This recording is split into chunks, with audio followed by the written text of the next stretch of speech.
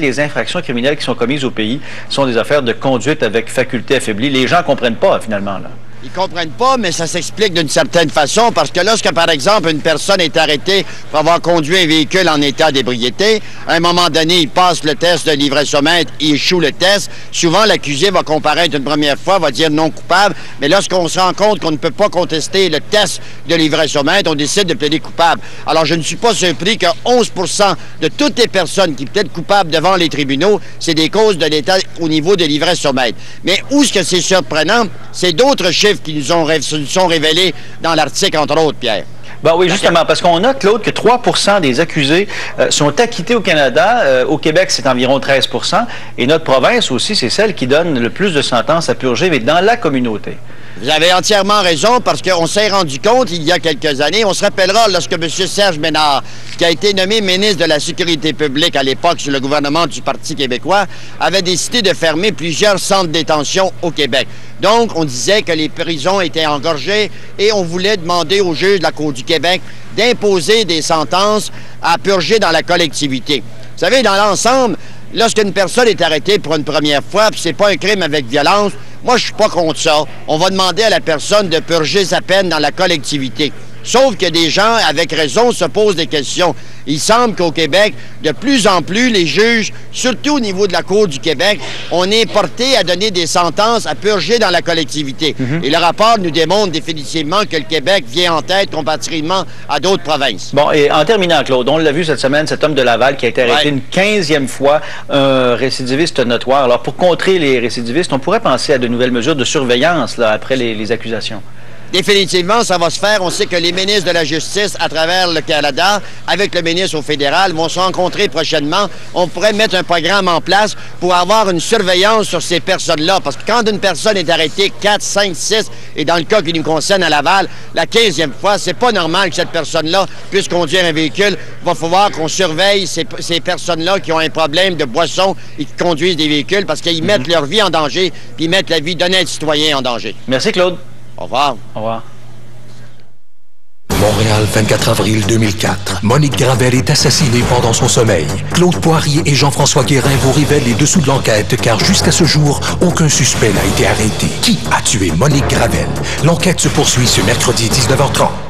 Alors maintenant, du côté de Lévis, sur la rive-sud de Québec, où les parents d'un adolescent victime d'une surdose après avoir consommé un médicament très puissant, mélangé avec du pot, donc ses parents qui lancent un appel à la vigilance.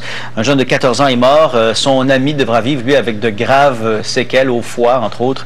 Nicolas Vigneault, donc malgré la douleur, les parents de ce garçon qui a survécu ont trouvé la force de livrer un message aujourd'hui. Ben, c'est le père de l'adolescent qui est toujours hospitalisé, qui s'est présenté devant les médias. La mère en était absolument incapable, compte tenu de ce qui se passe. On le sait, les moments pour la famille sont extrêmement difficiles présentement, parce que leur fils, oui, va rester handicapé pour le reste de ses jours, mais également se sentent un peu responsables et sont surtout très désolés pour la famille de Carl Duchesneau, parce que c'est justement dans la résidence familiale de celui qui est toujours hospitalisé où tout ça s'est déroulé.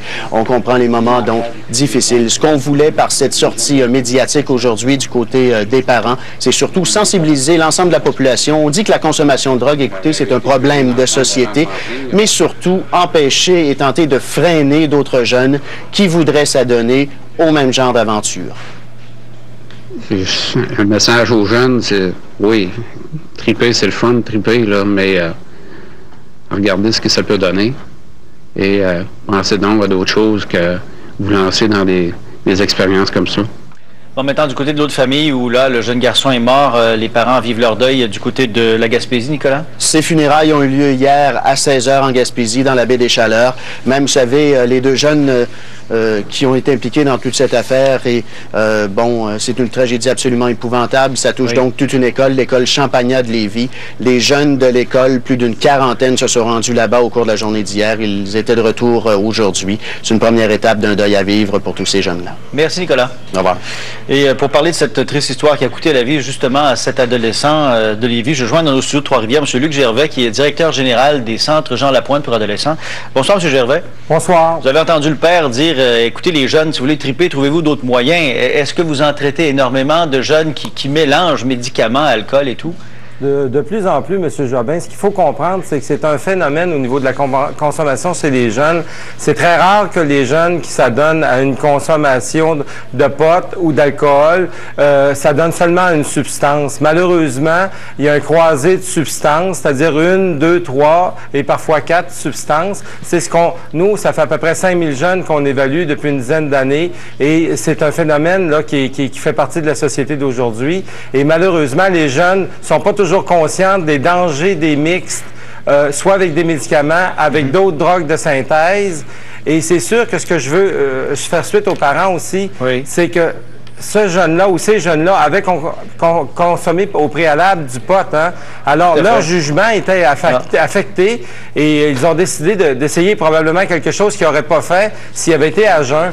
Et je suis très d'accord avec le parent. Il faut trouver des substituts aux jeunes pour faire des choses drôlement plus intéressantes que de consommer des substances dangereuses de cette sorte-là. Des jeunes qui sont allés jouer dans la pharmacie des parents. Oui. Et semble-t-il aussi, selon ce que vous constatez, on met les pilules à gauche et à droite dans la maison, dans une armoire qui n'est pas nécessairement sous-clé, mais les jeunes vont souvent jouer dans la pharmacie sans que les parents le sachent. Souvent sans que les parents le sachent. Quand on fait des évaluations de la consommation de nos adolescents, nous, au Centre Jean-Lapointe, c'est ce qu'on se rend compte. On se rend compte que le jeune consomme du pot, de la bière, du moche, de la cocaïne, mais souvent, il va prendre les produits sous la main et la pharmacie est une occasion là, de s'organiser un trip. Ils prennent les antidépresseurs, ils vont prendre du Tylenol, ils vont prendre du Sudafed, ils vont prendre on ajoute un paquet de choses. On voit dans les raves, là, les jeunes ne se contentent même pas de l'ecstasy. Avec l'ecstasy, ils prennent du Viagra pour avoir une sensation encore plus forte. Et on parle de jeunes de 14-15 ans, des fois 13, des fois 16 ans. Ces jeunes, M. Jobin, là, pour consommer des choses qui ont des impacts non seulement sur la vie des jeunes, le physique, le psychologique. On parle pas toujours des jeunes qui se ramassent à l'hôpital ou chez le médecin parce qu'ils ont fait des abus de substances. Là. Mais il y a un mal de vivre chez les jeunes. La petite bière, le petit joint, ça suffit plus. Il faut vraiment tout mélanger. Là. Je pense qu'il y a un mal de vivre chez les jeunes, M. Jobin, puis il y a un mal de vivre chez les adultes aussi. Et il faut traiter les deux de front parce que je pense que les parents doivent s'ouvrir les yeux en disant il faut encadrer nos jeunes, être vigilants. Lorsqu'il y a des parties, là, c'est pas gênant d'être présent auprès des jeunes parce que si on leur donne la permission de consommer, on se doute qu'ils consomment, il faut qu'ils soient accompagnés convenablement là-dedans pour éviter les drames qu'on a vécus là, cette semaine. Et lisez bien aussi ce qui est indiqué sur les boîtes de pilules. C'est souvent indiqué de ne pas consommer avec de l'alcool. Je ne dis pas aux jeunes de lire la boîte puis de le faire, mais quand même, au moins, c'est indiqué que c'est dangereux. Effectivement, M. Gervais. Merci beaucoup, M. Gervais. Ça m'a fait plaisir. Au revoir.